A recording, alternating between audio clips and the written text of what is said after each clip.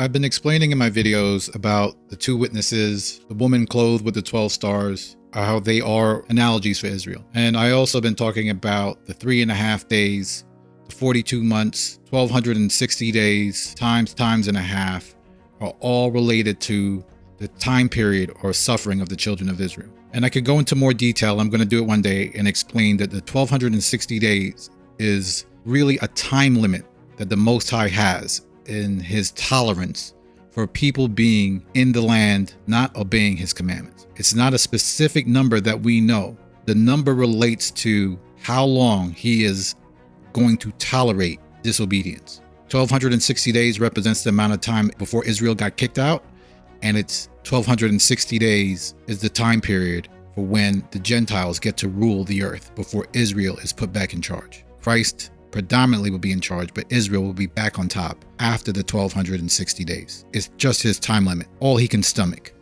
We're going to go over how the 1260 days or the period ends, what marks the end of the 1260 days. And if you understand how Israel went into captivity, you understand it's by war. Israel went into captivity by war, and the Gentiles will be removed out of the land of Israel by war. We can't just make statements, we must prove it through scriptures. So let's start to read some of the scriptures so we can understand that the significant time period ends by war. Let's start by reading Matthew 24:21. And if you read Matthew chapter 24, you know that it's about the end times. Matthew 24:21. For then shall be great tribulation, such as was not since the beginning of the world to this time, no, nor ever shall be. And let's skip to verse 29. Immediately after the tribulation of those days, shall the sun be darkened, and the moon shall not give her light, and the stars shall fall from heaven, and the powers of the heavens shall be shaken. And then shall appear the sign of the Son of Man in heaven. Then shall all the tribes of the earth mourn, and they shall see the Son of Man coming in the clouds of heaven with power and great glory.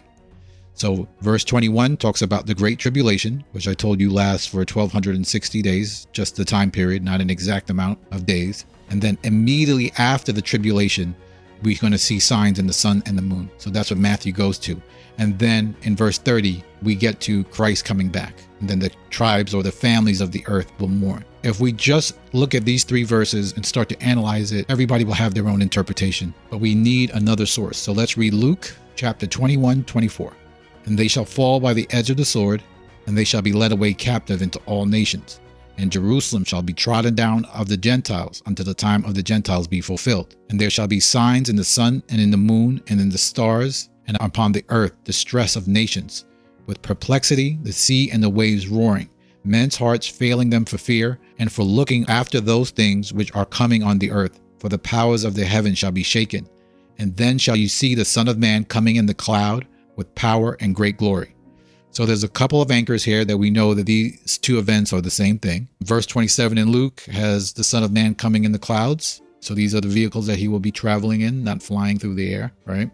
And you compare that with Matthew, it says the exact same thing. Verse 30 and 24, it says, Then shall appear the sign of the Son of Man in heaven, and then all the tribes of the earth shall mourn, and they shall see the Son of Man coming in the clouds of heaven. We see that this is the same event. And then we can also anchor the two verses in 29 in Matthew when it talks about after the tribulation, the stars shall fall from heaven, the sun shall be darkened. We can compare that with Luke chapter 21:25, and it says, There shall be signs in the sun and the moon and the stars, and distress of nations. So Luke gives information that Matthew doesn't, and Matthew gives information that Luke doesn't. And we see in Luke that there's going to be a distress of nations. The stress of nations will be war. We still can't see that exactly here, but I'm telling you that's what it is. But we will also go to Isaiah in a minute and explain that this is war. And the other anchor in this particular two verses are Luke chapter 21, verse 24, when it says, They shall fall by the edge of the sword and be led away captive into all nations. Matthew 21 says, There shall be great tribulation. Tribulation and them going into captivity or slavery is the same event. When we read in Revelation, it talks about him coming back during a war. And we'll go and do that in another video, but let's use Isaiah now, right? So we're going to jump to Isaiah. We're going to start in the middle of Isaiah chapter 13, verse 10. We're going to get the anchor in Isaiah to show that we're talking about the same thing. And then we're going to expound into the chapter 13 to show that this is talking about a war. So Isaiah chapter 13, verse 10, For the stars of heaven and the constellations thereof shall not give their light, and the sun shall be darkened in its going forth, and the moon shall not cause her light to shine. We see the same thing in Matthew chapter 30 and also in Luke. It's the same thing. It's the anchor. And then we go to verse 11. It says, I will punish the world for their evil and the wicked for their iniquity, and I will cause the arrogancy of the proud to cease, and I will lay low the haughtiness of the terrible. The purpose of the sun going dark and all these things, the constellations of and the stars not giving their light, this whole time period is about the Most High punishing the world for their sins, for their disobedience to his commandments and his laws. And that's what he punished Israel for, their disobedience. That's why they went into captivity in the first place, for their disobedience. And now the world is going to get punished for their disobedience. The Most High's laws must be kept. And how do we know that this is a war? Well, we go to the top of the chapter, because the whole chapter 13 and chapter 14 deal with the end of the war. 13 is about the war. Chapter 14 is about the result of the war. We're going to read Isaiah chapter 13, verse 4. The noise of a multitude in the mountains, like as of a great people, a tumultuous noise of kingdoms of nations gathered. The Most High of hosts mustered the host of the battle. They come from a far country, from the end of heaven, even the Most High and the weapons of his indignation to destroy the whole land.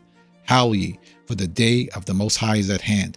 It shall come as a destruction from the Almighty. Therefore shall all hands be faint, and every man's heart shall melt.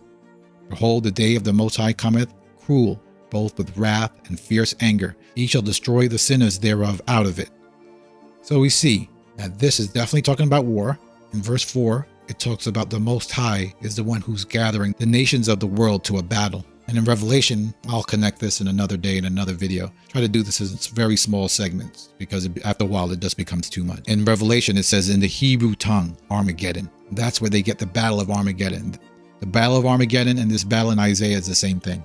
And the Most High has a day, 1260 days, and they've been in the land for quite some time now. So their time is running out. There's an hourglass over their time. Now, do I think it will happen in my lifetime? I don't know. I can't say for sure. You know, in the beginning, I was hoping that it would happen in my lifetime. The more I get to know and the more I get to read and the more I get to understand, I don't feel that I'm in any way prepared for it. I would like the Most High to come back, but I would also like to feel in my heart that I was prepared for that. A lot of people believe they are, but I can assure you they are not. To sum this all up, the way to read the Bible is by connecting these anchor verses so we know we're talking about the same event. And we see the stars from heaven and the moon not giving her light is all an anchor or connecting verses that we see that we're talking about the same event. And all these stories in Isaiah, Matthew, and Luke give information that's not in the other. So we must read all of them together. There are several other prophets that saw the same thing and the same event. You must read all of them in tandem to get a full picture of what is going to happen. That's it for today. Thank you for watching, and I will see you in the next video.